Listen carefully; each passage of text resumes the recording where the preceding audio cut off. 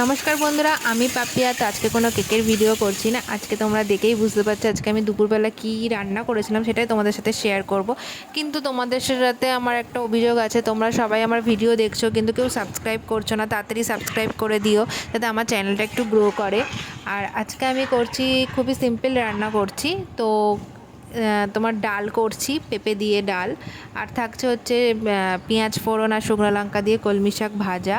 আর প্রথমেই তোমরা দেখেছো যে বটবটি আলু দিয়ে একটা ভাজা করেছিলাম।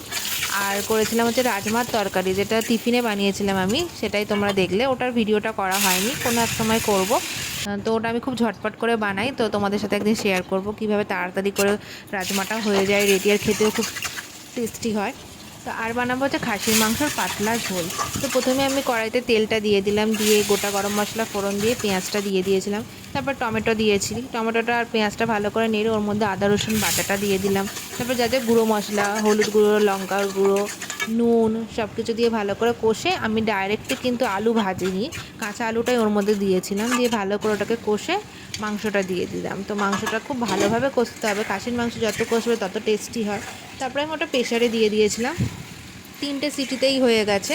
খেতে কিন্তু খুব টেস্টি হয়, যত কষবে ততই রান্নাটা ভালো হয়। তো আজকের মতো ভিডিও এইটুখানি, বাই।